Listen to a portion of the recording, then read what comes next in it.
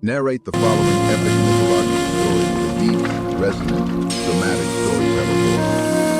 Speak slowly and deliberately, with gravitas and bass. Pause briefly between each passage.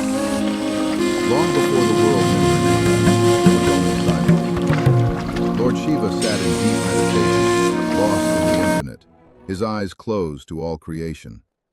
He had withdrawn from the world after the loss of Sati, and nothing could stir him from his samadhi. But the cosmos needed its Lord. Without Shiva, the balance of the universe had broken.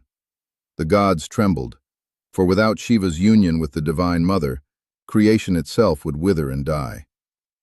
From the fires of cosmic necessity, the Mother was reborn. She descended into the womb of Queen Mena, wife of the mountain king Himavat. She was born as Parvati, the daughter of the mountains, and from her first breath, her soul remembered only one thing: Shiva. As a child, Parvati would gaze at the snow-capped peaks of the Himalayas and feel a call she could not name. Her heart pulled her toward the silent ascetic who sat beyond the clouds, lost in eternity. She did not know his face, but her soul knew his. When she finally saw Shiva, sitting in meditation on Mount Kailash, time itself stopped. His ash-smeared skin, his matted hair, his closed eyes that held the universe within them. In that single moment, Parvati knew this was her beloved. This was the one her soul had been seeking across 1,000 lifetimes. She went to serve him. She brought him flowers. She swept the ground around him. She offered fruits and water. But Shiva did not open his eyes. He did not speak. He did not even acknowledge her presence. For Shiva was lost in the void, and the world of forms had no meaning to him. Parvati performed every service with devotion, but her heart ached. Days became weeks, weeks became months. She cleaned his ashrama, she meditated beside him, she waited. But Shiva remained unmoved, an ocean of silence that no ripple of the world could disturb. Continue narrating the epic mythological story with the same deep, resonant, dramatic storyteller voice. Speak slowly and deliberately, with gravitas and bass. Pause briefly between each passage. The gods saw her suffering and sent Kama, the god of love, to break Shiva's meditation.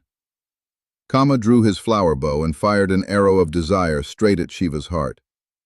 But Shiva opened his third eye, and a single beam of fire reduced Kama to ashes.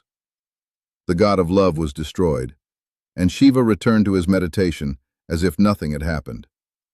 Parvati watched the ashes of Kama fall, and in that moment she understood. Desire could not win Shiva. Love alone was not enough.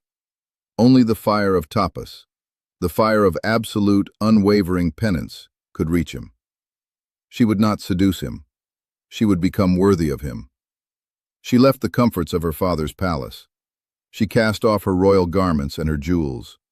She wore a simple bark garment and walked into the dense forest. She built a small fire pit, sat beneath a tree, and closed her eyes. Her penance had begun. Days passed, then months. Parvati sat motionless through scorching summers and freezing winters. Rain soaked her, wind tore at her, snow covered her like a shroud. She ate nothing. She drank only dew. Her body grew thin, her skin darkened, but the fire within her burned brighter with each passing day. The forest itself seemed to protect her. Animals sat beside her in reverence. Trees bent their branches to shade her. Flowers bloomed where her tears fell. The energy of her tapas shook the cosmos. The three worlds trembled. Even Brahma and Vishnu felt the power of her penance and knew that no force in the universe could equal the fire of a woman's devotion. Agni, the god of fire, wept. Vayu, the god of wind, held his breath. The stars themselves paused in their courses to watch. Shiva felt it, a warmth he had not known since Sati, a vibration that reached into the deepest depths of his samadhi and pulled him back, one layer at a time, toward the world of the living. He opened his eyes for the first time in centuries, and what he saw was not the girl who had once served him. It was a being of such power, such purity, such blazing devotion, that even the Lord of the universe was moved. Continue narrating the epic mythological story with the same deep, resonant, dramatic storyteller voice. Speak slowly and deliberately, with gravitas and bass. Pause briefly between each passage. He appeared before her, but he did not come as a lover. He came as an old sage, and he spoke harshly. Why do you waste your youth in penance? Shiva is a beggar, a madman, a wanderer of cremation grounds. He is not worthy of a princess. Forget him. Go home. But Parvati's eyes did not waver. She looked at the old sage and said with a voice like a mountain, I will love him whether he is a king or a beggar, a god or a wanderer of ashes. My love is not a choice, it is my nature. She did not know she was speaking to Shiva himself. Shiva revealed his true form.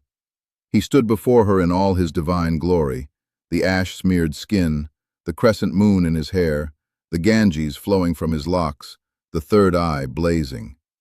He looked at Parvati and said the words the universe had been waiting to hear. I have tested your devotion, and I have found it without equal. I am yours. And she, who had become Kamakshi, the goddess whose eyes are filled with love, looked upon her beloved and smiled. It was the smile that had carried creation through darkness, the smile of the mother who conquers all. And so, on an auspicious day, the divine wedding took place. The three worlds celebrated. The Himalayas shook with joy. The gods rained flowers from the heavens. Shiva and Parvati were united, and in their union, the cosmos found its balance once more. But Parvati did not leave. She chose to stay at Kanchipuram, where she had performed her penance. And there, as Kamakshi, she remains to this day, the wish-fulfilling goddess, the mother of all, whose eyes hold the love that sustains the universe. She is not merely Shiva's consort. She is the power that gives Shiva his meaning. Without her, he is the destroyer. With her, he is the transformer. She is Shakti. She is Kamakshi. She is the mother.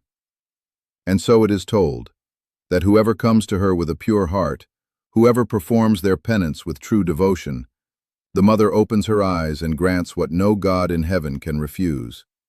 For she is Kamakshi, and her love is eternal.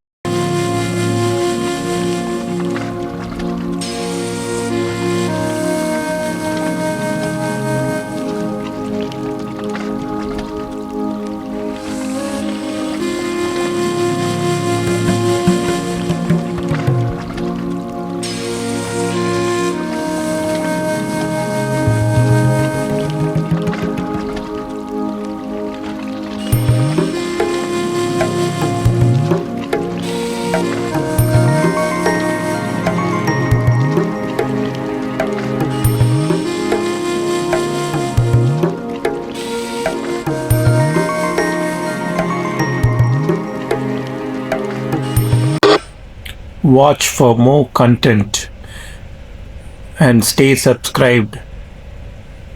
Krishna Wisdom. For more hidden stories, stay tuned. Jai Shri Krishna. Jai Shri Kamakshi. Thank you.